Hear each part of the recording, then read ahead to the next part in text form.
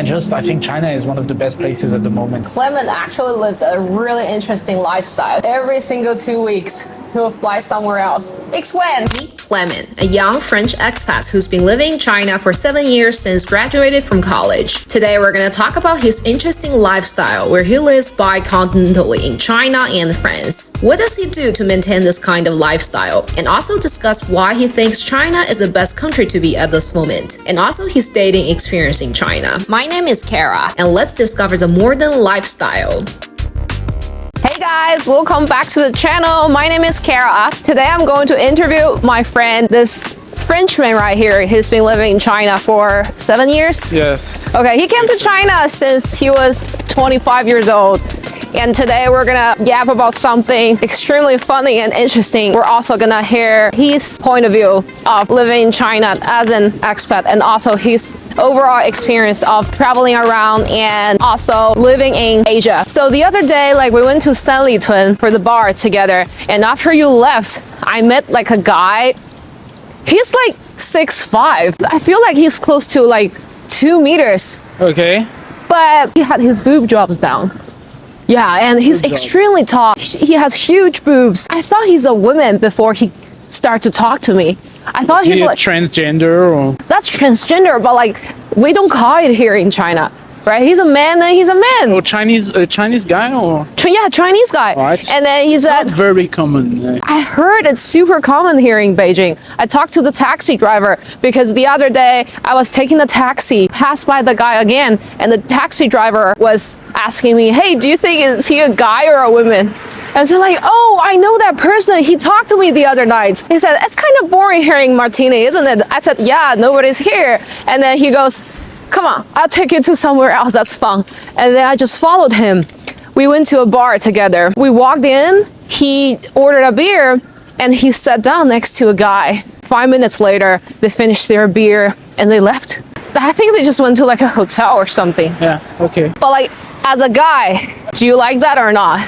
Are you into... I don't understand. No, but that was a guy with another guy, which No, he just dressed up like a woman. Okay. He has his boob jobs down. He looks extremely sexy. If you didn't tell me he's a transgender, I wouldn't know he's a transgender. How do I feel about this? I guess that's fine. Whether you're... Would you like to go out with a guy who dressed up like a woman like that? I wouldn't mind too much. You wouldn't mind? I wouldn't mind. Yeah, people do what they No, would you... Whatever they like, right? No, would you sleep with him? No, definitely not. I think we should just go to this place. Let's go this way. It's hard to carry it over here. Thanks for holding my everything. I got this labor here, hard labor here. He fly all the way from France to China just to be my hard labor. Okay, so now Clement and I, we are sitting in a coffee shop here near Sanlitun in Beijing, having a coffee here. A cup of coffee here is only 18 kuai. That's $2.50. It's such a nice coffee shop. Look at everything behind.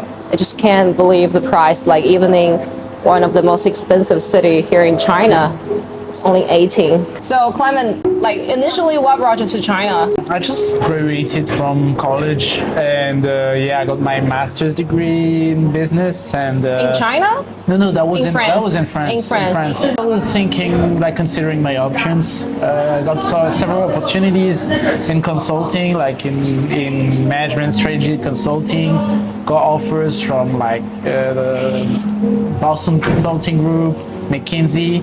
But I was okay, do I want this? It's gonna be working long hours. It's gonna be but it's really good paid, right? Yeah, it's good. It's good salary. Yeah, but it's gonna be working long hours and wearing suits every day. Looks pretty cool, wearing a suit. Man with a suit, working consulting. If you live in New York, all the bitch kids are gonna come to you. Yeah, but that's not fun. It's cool for some other people. For me, it doesn't sound that cool. And I got this opportunity to work for a French company that was engaged in nuclear services. That company was building power plants, nuclear power plants in China. I joined, I was kind of supporting their sales team here. So they had an office, a pretty small office with less than 100 people in Beijing. And do you get better paid here, or better when you work in France, working those consulting groups? Like it was slightly lower here, but definitely because that was like also a couple years ago. Considering the cost of living here, I think I was probably better off like living in Beijing, you know, with this salary compared to France. With what do you think, like comparing to Paris? Those jobs were in Paris, right? Yes. The living costs, Beijing compared to Paris, what do you think the difference? Definitely much lower in Beijing. I mean, except for the rent, also is lower in Beijing. Yes. How much more expensive is it, Paris? I'd say 1.5 times more expensive. So like 50% higher. Yeah, I would say. Okay. At least. Okay. And you have to consider. It's not comparable to New York. Yeah. Now it's maybe a little bit different, but my job was not like very demanding in terms of the working hours. I was on a French contract, so which means I could enjoy like 4 or 5 weeks annual leave plus the Chinese national holidays. So were you like working overtime in China at that time? Seldom, very seldom. Okay. Usually, you know, I would get off work at 6 p.m. and then just. So you had like a pretty good time in China. Yeah, like a lot of good time. Also, you know, like a company in the nuclear industry, the pace is pretty slow because it all depends on what the government, our customer was, the government, the Chinese government, and then they dictate the pace of the activity.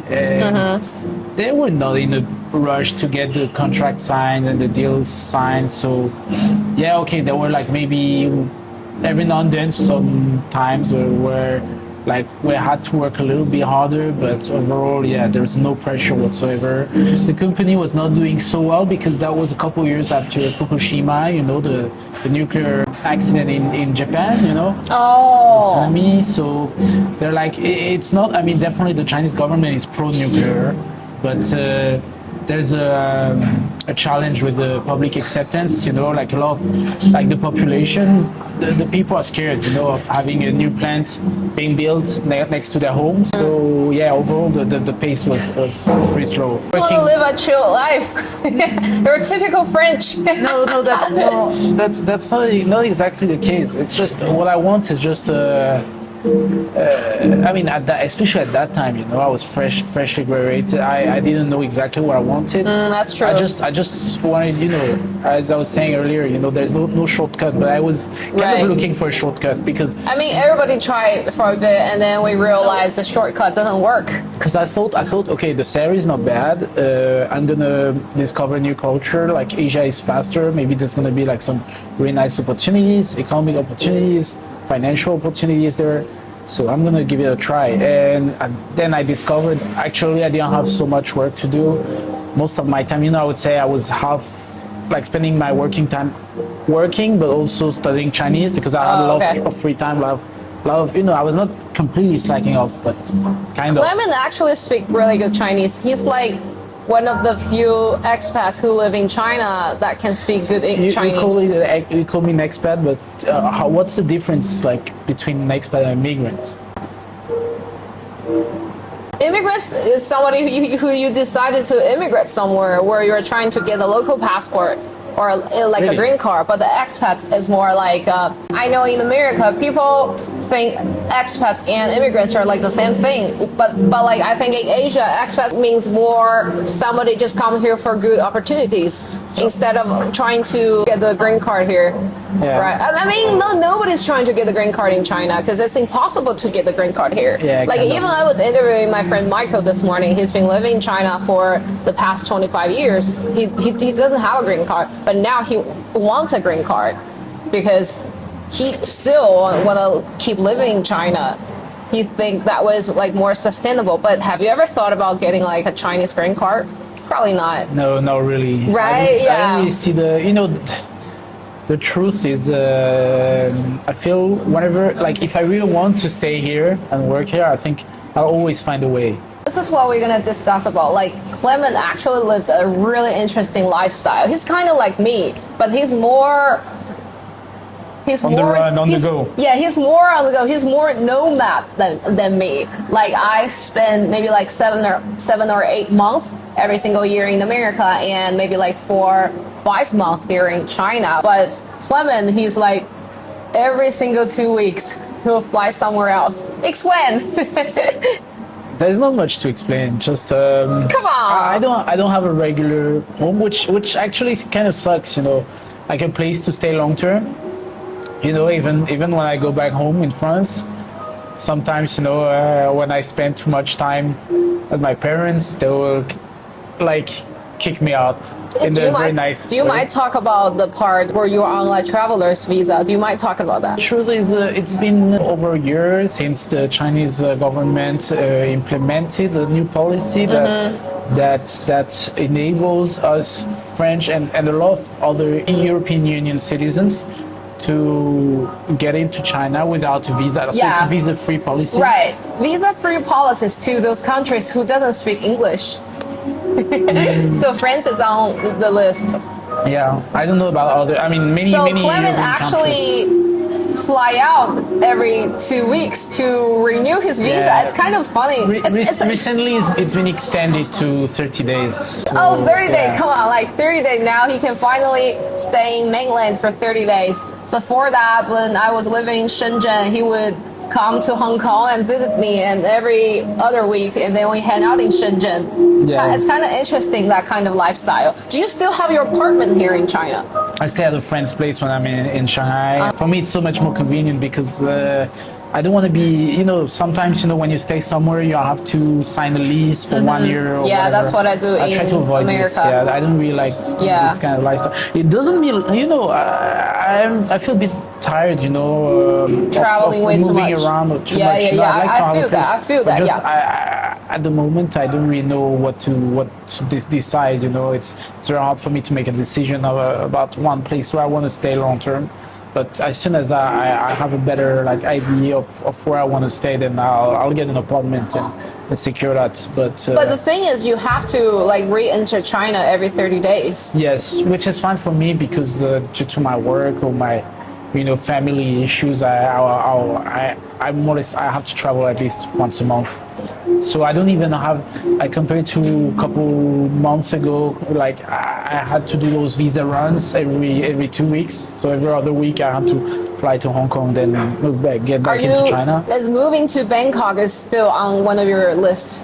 I'm not sure actually. You prefer China, right? I think China is more convenient than Thailand at the moment. What I don't like about Bangkok is and Thailand overall, it's that it's full of tourists, and Yeah. I don't know. I like places that are maybe More authentic, local more authentic. people. Yes, yeah. yes. Doesn't mean I don't like Thailand. Actually, I really like it. But just to leave, I don't know. And I think China is one of the best places at the moment. You have everything you need here. I mean, yeah, I don't know a lot of places with as much to do as here in China. It's funny because Clement talked a lot about his family with me, and he was saying their parents really want him to move to America, and his sister already moved to America. All his friends and family don't understand why he loves China so much and doesn't want to go anywhere in the world. Explain. No, Come on. No, yeah. What can I say? No, I think it's just about misconceptions. I think most of the people have never been here. They wouldn't know, what If the you've life never is been like. to China, you will never understand what's going on in here. You will never understand how nice it is in China, I right? think that's also the big difference, compared to even 20 or 15 years ago. I think a lot of Chinese were desperate to move abroad, to go to the West. It's just because of the money. Because of the money. I think because of the money. Only because of the money. Okay, maybe now you can make good money in China, and also Yeah, of that's course, true. Of course, the average salary Now is China still. is getting paid higher and higher. Yeah, of course, the average salary is still much lower, but the cost of living is much lower. Yeah, the cost of living here is so low. I take the subway in New York. It's equal to I take the taxi here in China. And overall, I think in most areas, whether it's in North America or in Europe, I think life is a little bit boring compared to China. Yeah, it's pretty because boring. There's not much to do. Even living in New York, I feel like it's not even New York? comparable. Okay. I think New York, people always talking about, people are always on the go. There's so many things to do, but still, I think it's not really comparable living in China. I think. I guess it depends on what you like. If you like, culture, you like nightlife, I guess there's probably more to do there. But doesn't mean China. I mean, Shanghai, Beijing, Shenzhen. Of course, they're also good for that culture, nightlife, whatever. But still, New York is one of the biggest cities in the world. That's also where the people go to enjoy. Yes, all I those agree. things. But here's one thing. Maybe it's overrated, or I think like the cost of going out. yeah, that's. I yeah. think this is like the one of the biggest part. So at the end of the day, you can probably do much more, especially if you get decent salary. Do we talk about this? What do you think Western people misunderstand China the most? Your parents, they don't understand why you like to live in China. Okay, I don't want to get too political, you know. I think overall, you know, it's a socialist country, you know. Many people still think, you know, when you tell them about Beijing, for example, they'll still think about the Surveillance thing. like those people riding their bikes, tricycles, Tuk-tuk. or whatever. Oh, their image is still like 20, 30 years ago kind in of China. backwards, yeah. I They see, don't- okay. And also there's a lot of the crap, you know, of things that is conveyed by the media about, you know, the social credit or whatever. I mean, I you know this- there's like a 社会信用, but it's like, okay, you're gonna borrow a power bank, you forget to give it back, you know, then they're gonna give you kind of a penalty on Alipay, which is kind of the online payment system, but it doesn't mean at all that you're not gonna be able to buy anything, you know. It's miles away from the social credit that they're describing in the media, right? I think nobody has ever seen any social credit system as it's mentioned in the media. They say, like I read in some Western papers or media that in China you're encouraged to kind of snitch right on your neighbor if they don't do something appropriate or whatever. I've never seen any such behavior. a lot of the thing like It's on the totally Western fake. media is fake. The problem with the people in the West is that they have a lot of certainty, you know. They believe all they have is like the best, you know. And you know, there's this story about people from the Soviet Union and people from America who are talking. The Russians are like, oh, how do you deal with propaganda how do you do propaganda in the West? And the Americans are like, we don't have propaganda in America. And then the Soviets are like, That's not true. but that's exactly what we're talking about, you know, because those guys, they think there's no propaganda, and that's exactly what people have been brainwashed into thinking. Yeah. There's no propaganda here in Right. the West, but actually there is, definitely. Yeah. I mean, if you look at the media, I read any newspapers in France, I'll see like the way they describe China, it's like a, you know, dystopian, like it's 1984, it's like surveillance state and whatever. It's not remotely close to whatever the media Right, and tells also say about China. the social credit score or something. I feel like personally, it only started recent years. No, but it's not even a thing. I mean, it's not exactly it's not the same From thing the one as from what the Alipay, media. WeChat Pay, it only started after WeChat Pay becomes available. But it's not even like a it doesn't social- even it's- exist It's before. not even a social. No, but it's not even a social credit score. It's different. It's just like a credit score like you'd have in the US. You know, when you have to pay back a loan. The credit score in America is super serious. Yeah, If definitely. your credit score gets fucked up, you can't get But like a still, rented but apartment. the people in America would think that, oh, China is like such a, I mean, I don't know, evil state or whatever, a bad place to live in because they have this social credit score, and they wouldn't think that actually their have it system too. is Their system way even worse. You know, worse. it's Yeah, way like- worse. I think the good thing about China is that I think the people actually they don't believe that the country they're living in is like perfect on all aspects. Because I think Chinese always like to think about like what's wrong with themselves. It's a different spirit. They like to figure maybe I'm not good enough. We're trying to improve. This is like the mentality Yeah. of Chinese. So I think we're gonna keep that spirit for a really long time because of the history with Japan, with the European countries, so many histories. Talk about your dating life. Talk about your dating life, France versus China. It's very, very different overall. I think. Yeah, but like first of all, I want to say if you're an expat, foreign face living in China, you're definitely going to get a lot of attention. People Only like more something than that's that. like the exotic thing. So I'm sure the dating experience in France and China is like completely different. Yeah, of course. No, yeah, it's true. Of course, you're more exotic here in China. That's definitely true. I would say, out of 100 girls in China, maybe like 2 or 3% will be even willing to consider dating a foreigner. All the rest would assume that foreigners are like not very good, not very suitable for long-term relationship. Even in Shanghai, it's like that? Yes, definitely. No, but it's true about most Asian countries, I think. Women are mainly interested, once they're like in their 20s, they're more interested in finding a long-term suitable partner. They know a lot of expats here, and they won't even trust Western guys. Also, they know that there's a cultural gap. There is also a language barrier. Even though more and more people are able to speak good English, but still, they wouldn't. I know so many girls who wouldn't consider dating a foreigner.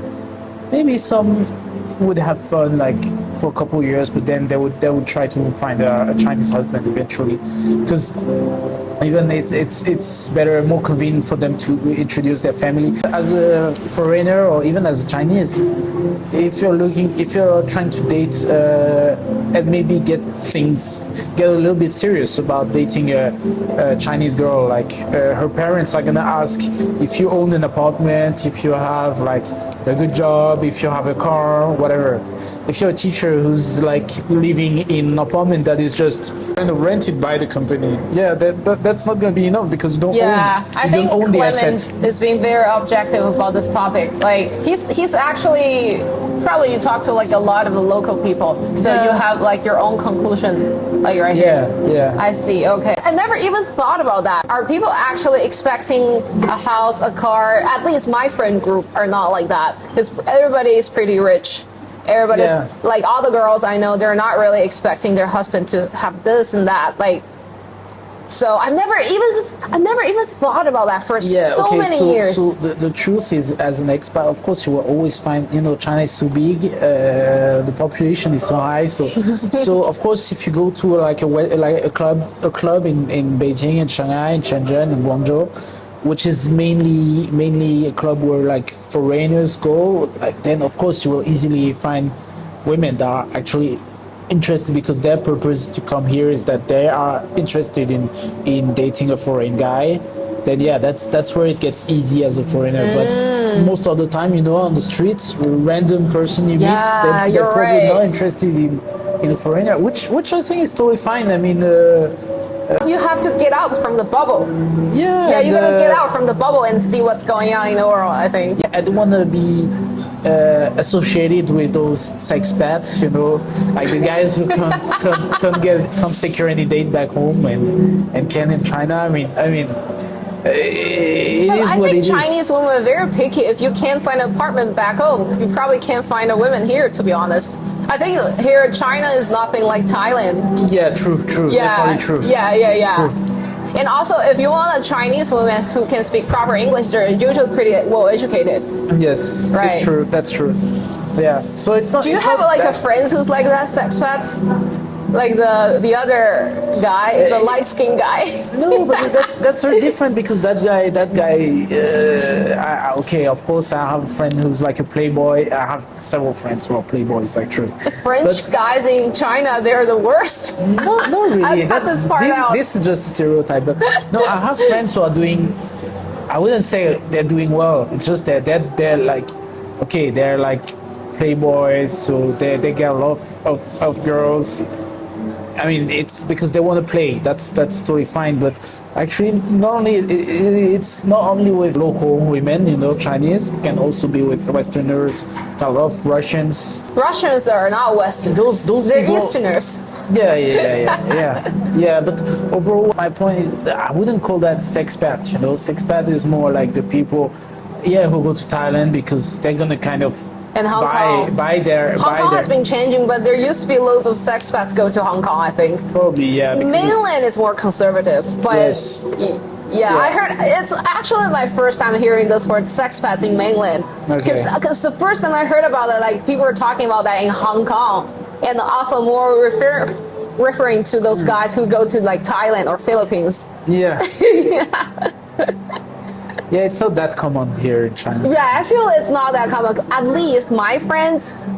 I think China is turning a bit like Japan. I think the Japanese overall, they're pretty racist population, people, even though they're very polite overall. Yeah. They'll never show it, but they Yeah. always have this feeling of superiority against foreigners, like foreigners are kind of rude and all those things. It's true also, as a foreigner in Japan, you can also do well, you can be successful with the women, but overall, you're not going to get as much consideration there as, you will always be a lower ranked person, as a foreigner. You Foreigners think of that's how it Westerners is in China? I think we're not there yet in China, but we're on this way. Doesn't mean it's bad, it's more like normal, more equal, because, foreigners used to get a very high salary compared to locals. Now, I think, obviously the Chinese, if you're an engineer, like you're working in tech or in finance in China, you're also get really well paid. I mean, actually, probably much better than most foreigners. Yeah. That's true. It works for companies like Huawei or like ByteDance. You get paid really, really well. Yes. It's one sign that shows China is getting a lot more advanced compared to like 20 years ago. Definitely. Which makes it harder for your life. That's fine because I don't really care. I don't need a special status or whatever. You have like a really good mindset. Why I enjoy being here? It's not because my status is higher than back home. It's just because I just like enjoy the lifestyle here. That's like the convenience, the availability of services. I agree. I like going out at 2 a.m. and being able to have food or whatever. That's something that might be possible, doable in America, but in Europe everything is closed. On weekends or after 7 p.m. Even in Jersey City where I live, like a lot of places close at 8 o'clock, 8 p.m. China, they're gonna open 24/7. During the night, if you want to order some food, you just order it from the app. Yeah. But in America, if you ordered it during the night, they would deliver. Probably take 2 hours to deliver. By the time the food gets your doorstep, you fall asleep already. So what's your future plan of living in Asia? Because right now, you're living a really interesting nomad life. Where do you see yourself living in the next couple of years? I think at the moment, the best place to live, it's based on my standards. I think Shanghai is probably the best place to live right now. Because it's such a big city, but still, so many things to do in Shanghai. A lot of things to do. Really affordable. Affordable, very convenient. People are pretty nice. And he has some privilege. He lives in French concession. Yeah, exactly. No, but overall, I think it's a very, very nice place to live. Then where else? Europe is nice, but the tempo, the pace is too slow. I could consider like America or Southeast Asia, but I think what I like about China compared to Southeast Asia, compared to Bali, Thailand, is that it's maybe a bit more authentic. Places like Bali is kind of fake, it's full of tourists. There's nothing actually real being there. China is like, it's the place to be. It's like being, whether you're in the Silicon Valley or if you're in China, there are so many things going on. Especially for me, I'm really into technology, all those things. Like the AI revolution is happening right now. I don't know if you know what's been going on the past few weeks in the AI scene ecosystem in China. It's amazing, this company that emerged out of nowhere, DeepSeek, their tech is amazing. It's probably better than OpenAI's. It's open source, which unlocks a lot of values. That's why OpenAI, all those American companies are fucking scared of the Chinese. I used to work as a software engineer, so for AI and algorithm, it's actually really based on software. And Chinese coders are extremely smart. On top of AI, you have to have the hardware.